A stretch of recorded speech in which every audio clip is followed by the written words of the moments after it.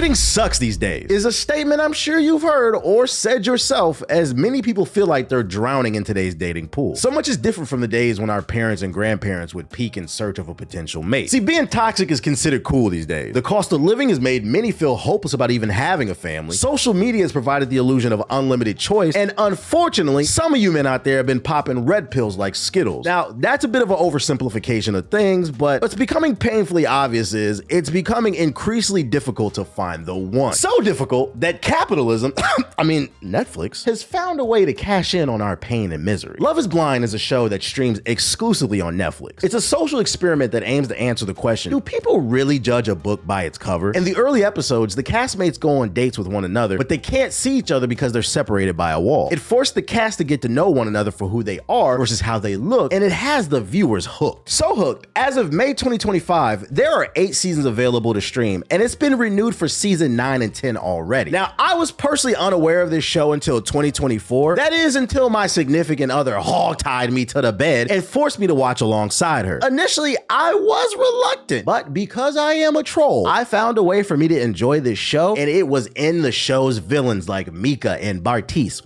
or I like to say, Bartise. I've watched so much of this reality TV slop that it's actually given me the inspiration for this video. I've noticed something about this show that I haven't seen anyone else online speak about, and it really made me question if love is truly blind. So today, I want to discuss the science behind attraction, how evolution and culture affect it, plus stick around to the end of the video because eventually I'm going to answer that question if love is truly blind. Before we understand if love is blind, first we need to talk about the law of attraction.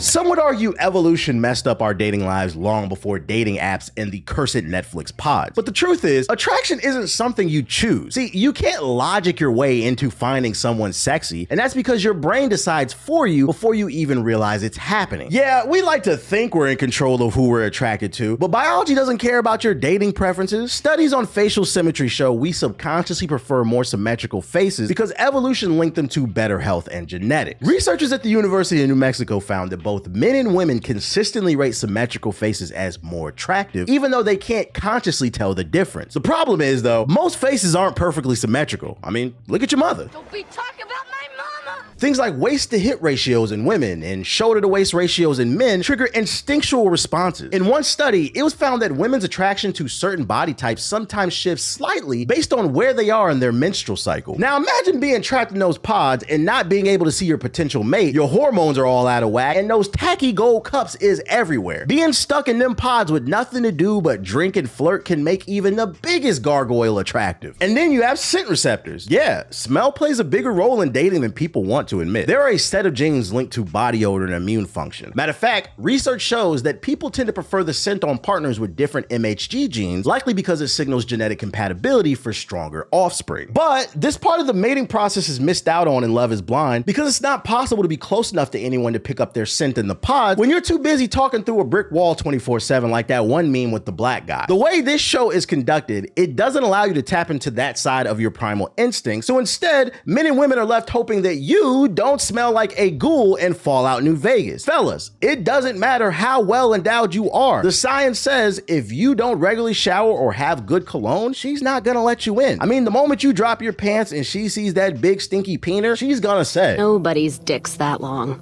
Not even Long Dick Johnson, and he had a fucking long dick. Another fascinating thing is, studies show humans make judgments faster than Sonic and Shadow combined. One study had participants rate attractiveness based on photos shown for just 1/10 of a second. And those quick judgments match ratings that were made in a separate study where subjects had unlimited time to view the same exact photos. So understand, dating coaches would tell you confidence is key to being attractive, and they're not wrong. But confidence doesn't rewrite your hard wiring. It's not the only thing that matters. See, in another study, it was found that while personality traits can enhance attraction, they rarely create it if physical chemistry is missing. Put simply, charm might get you a second look, but it won't make someone suddenly find you hot if their brain already said no. And this isn't just about first impressions either. One study tracked newlyweds, and they found that couples that initially matched on physical attractiveness stayed happier long term. The ones who settled or hoped for attraction to grow over time, they were more likely to report dissatisfaction years later. Now, I'm no scientist, but I personally agree with these findings. I mean, I don't care what anybody somebody says. When you and your partner are upset with one another, like y'all got into a fight, being insanely physically attracted to them and getting it on, it won't solve everything, but it does solve a lot of problems. It's just too bad that not all attraction is created equal. Something that's not possible to explore or understand when you have millions of cameras in your face, you're sharing a living space with people you're competing with, and you're eating stale food 24/7, which probably ruins your mood. So if you're unfamiliar, allow me to break down the different types of attraction. There are 5 main types people talk about. There are physical, emotional, intellectual, social, and experiential. Physical is obvious, so I won't be spending too much time on this subject. I mean, physical attraction is when you see someone and you say, "Damn!"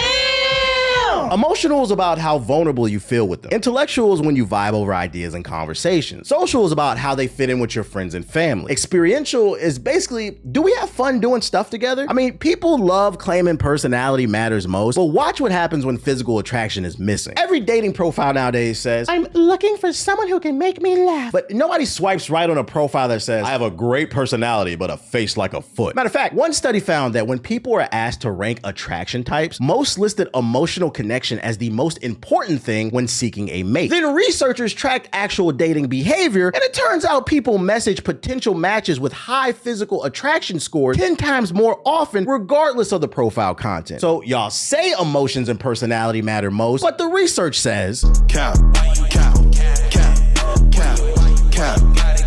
Let's take this whole first sparks myth into consideration. People describe this immediate chemistry like it's magic, but science says it's just your brain recognizing someone that fits your physical preferences. Researchers found that most people know within minutes if physical attraction exists. In long-term couples where the initial spark fizzled out, only 17% reported rekindling it later. Compare that to couples who maintained physical attraction, 68% said they were still satisfied after 5 years. So it doesn't matter how many inside jokes you have if looking at them doesn't get your pee-pee hard or make your pussycat go.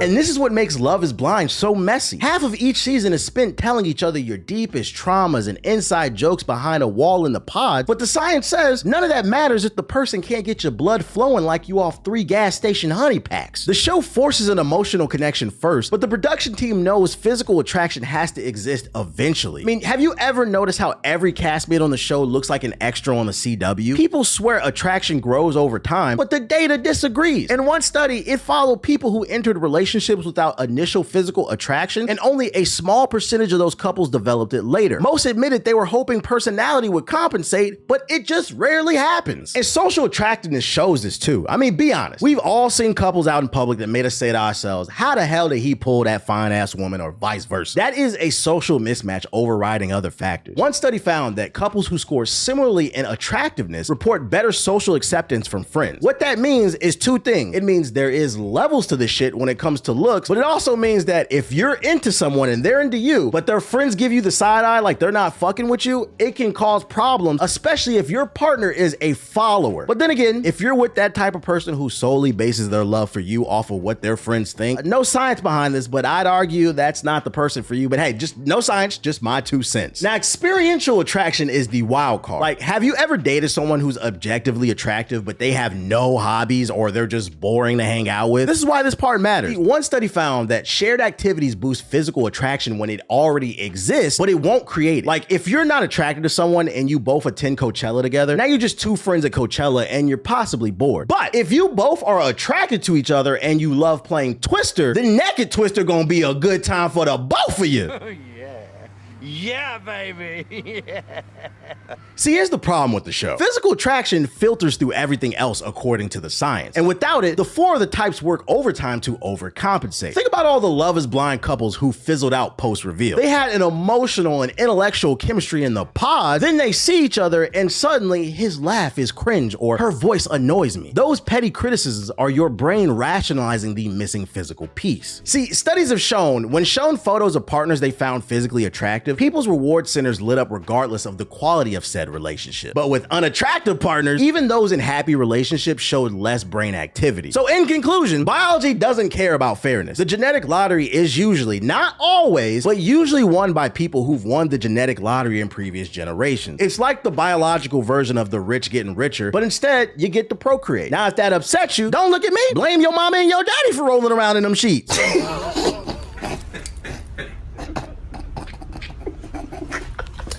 Hey, hold on, this shit ain't funny. It ain't funny, but it is. So then the question becomes, why do people lie about what they're attracted to? We all pretend we're deeper than what we actually are when it comes to dating, but the data shows we are straight up lying to ourselves. There's this social pressure to seem evolved, like we've moved beyond our superficial attractions, but dating apps tell a different story. Most people don't even swipe right unless the physical attraction is there first. And these people on Love is Blind show expect the viewer to believe that they're capable of shutting off thousands of years of evolution and hardwiring for our entertainment? Oh, please. Psychologists call this the social desirability bias. See, we report what makes us look good rather than what we actually do. We even lie to ourselves about our own preferences. A research team showed participants pictures of potential partners while monitoring their eye movements, and people claim they were looking at the whole person, but the eye tracking showed that most of their time was spent looking at that ass and them titties. And the funny thing is, when confronted with this data later, most participants denied it like, wasn't me. Here's the uncomfortable truth. We judge books by their cover far more than we would like to admit. But being honest might actually help us get better results in the dating market. That's why, in my opinion, nobody is watching Love is Blind because we truly believe that. People just love watching a good train wreck, and it just so happens Netflix owns the rights to one of the hottest at the moment. So with all the science out of the way, it's time to talk about whether or not Love is Blind.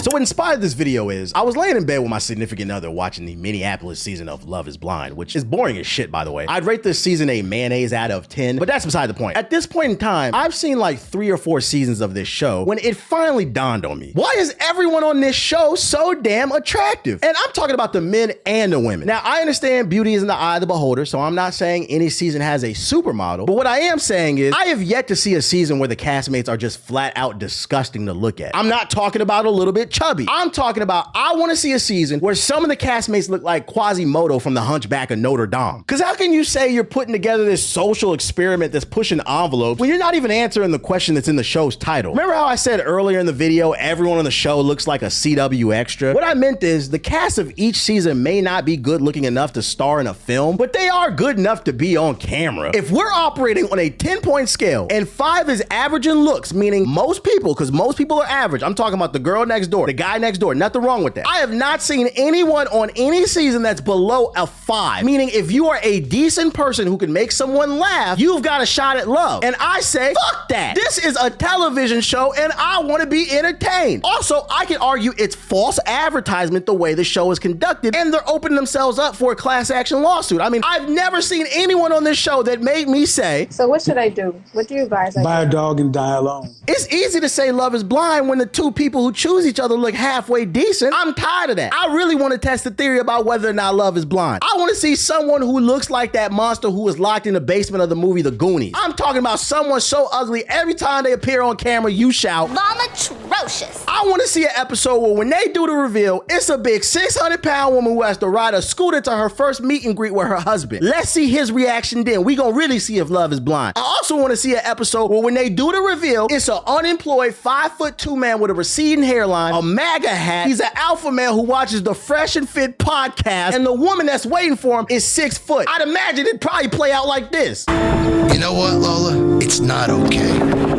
When you look at me, you see a little man, but I'm not a little man. I'm a big man. Maybe not here, but in here. And I think that's what should count. I thought maybe you were the kind of person who could see that. And you know, the funny thing is, not only do we have the science and data that suggests love isn't blind, but we also have examples from the show. Season 7 is chock full of evidence that love isn't blind. In season 7, Leo and Brittany make a connection in the pod, so eventually Leo proposes to Brittany. Now, if you've never seen the show, what happens after a proposal is made in the pod, the castmates finally get to meet each other face to face for the first time because they're getting married. And when those two met, love was definitely blind until she saw that big ass Doug Funny on his face. How does it feel to be engaged? Bruh. So weird. So how do you feel? I don't know how I feel. I'm not sure what to do with my hands. I love you. I don't feel ready to say that. This is uncomfortable. This is definitely one of the most awkward moments in my life. I honestly don't care if I spoil this for anyone because this is reality TV slop, but the reveal was so bad that those two didn't even end up getting married. That woman instead convinced him to take a trip off camera to Miami where she continued to finesse him out of his time and money before eventually calling off the relationship. Now, she claims in the reunion episode that they chose to leave the show and hit Miami because they wanted to do their own thing. But in my opinion, Leo is just a fucking sucker, and Brittany did not want to be seen with him, but she didn't have the heart to put a bullet in that relationship's head, so instead, she just let him bleed out. The second example I have for you is from season 7 as well. Nick and Hannah ended up choosing each other after dating in the pods, and these two were all the talk on social media during this season, mainly because of how toxic she was when it came to expressing herself, and because of how much of a mama's boy Nick was. What I felt like most people missed is that this couple proved love isn't blind, and it's mainly because it was so subtle. The first time these two meet face to face, Hannah disapproves of Nick's height. These two claim to have such a strong emotional connection in the pods, but the moment she saw he wasn't 6'4", she said, What the fuck, y'all? God damn! God damn! God damn! which, you know, side note, that was all Hannah's fault, by the way. That lady never once in the pods thought to ask what position Nick played in football. He was a kicker, for those unaware. Nick also never said he made the NFL. He just kept mentioning how he loved football and it was his life. His whole personality, it gave he peaked in high school. I mean, how is that your life if you're not making any money from football at 29? Shorty should have asked, are you a quarterback? You're a running back, wide receiver? That would have helped her better gauge his frame. His entire personality was giving kicker the entire time, but she didn't ask the right questions, which is strange because I think she was from like Dallas. I don't know. She was definitely a Southern girl though. The second example of love not being blind from these two comes during the reunion episode when some of Nick's castmates start snitching. It's revealed during the reunion episode that Nick was telling people behind Hannah's back that he thought she had a big back. And this devastated Hannah because on the show, she made it pretty clear she was insecure about her weight and her looks because in her past, she had been a little bit chubby. So imagine how she felt when she found out the man that she loved and had been laid up with was telling people behind her back she was a fat piece of shit. Now, the last example I have for you comes from season 8 of Love is Blind. Madison and Alex were talking in the pods, but ultimately it didn't work out for whatever reason. Honestly, I don't remember because this is the Minneapolis season, and like I said earlier in this video, I rate this season a mayonnaise out of 10, just boring as shit. Nobody has a personality. They all look alike. I don't know. Later in the show, it's revealed Alex found Madison on social media, and he instantly regretted his choice of not choosing her once he saw what she looked like. I get my phone back. The first message I get is from Alex. Yeah. And he's like, oh my fucking God. Basically, I think he just saw me finally. And he was like, what the fuck did I just do? Yeah, it's so weird. He was like, meet me at the airport, meet me at the airport. And I kept being like, did we not just break up? He was like, at least just give me a hug. And I was like, fine. We meet at the airport. And the whole time he was just like, oh, you are so beautiful. Stay here with me in LA. I'm like, we just broke up. That simple scene right there just proves that love is not blind, because in the pod, he felt like it wasn't gonna work out because she had too much baggage. But the moment he saw what she looked like, he said, I think my arms are strong enough to carry some of them bags. And I understand it's reality TV and it's just supposed to be entertainment, but it's all based in a lie. If you want to keep the title of Love is Blind, then they really need to start experimenting with the theory by bringing all different types of people on the show. There's only pros to what I'm suggesting in terms of tweaking the formula of the show, because I'd argue it'd make it more accurate to the title of the show. The audience would definitely be more entertained, and hell, folks might even find love. I mean, who knows? We won't know anything until we shake up the formula. It costs virtually nothing to produce this show for Netflix. That's why they keep greenlighting new seasons for those unaware. So it's not like switching up the casting will cost them anything. And if it doesn't work, they can always go back to the original formula. I think the best case scenario for this to actually happen is we need to see the ratings for Love is Blind drop down to the fucking bottom for producers to consider shaking things up. So if you're like me and you want to see some anarchy, don't watch the latest season in Denver right when it drops. Take your time. Hell, don't even watch it at all. Don't watch season 10 either. There's plenty of other content out there to watch, like Andor season 2. I mean, or if you haven't season 1, Last of Us season 2, Severance. Hell, if you're into reading, I recommend checking out this book called Exquisite Corpses, because the truth is that there's no way for us as a society to prove if love is truly blind unless we actually put someone on the show who looks like Jabba the Hutt. Hell, every season they send the couples to exotic locations for vacation so they can even recreate the Jabba the Hutt and Princess Leia bikini scene on the beach. But hey, I'm just saying. I'm also just saying, since you made it this far into the video, it'd be a sin if you didn't hit the like button and check out some more of my content. Matter of fact, my last video was on the film Sinners. I did a deep dive into all its themes and metaphors the film had to offer, plus some jokes mixed in. So if that's your thing, you know, do me a favor and click the card on the screen.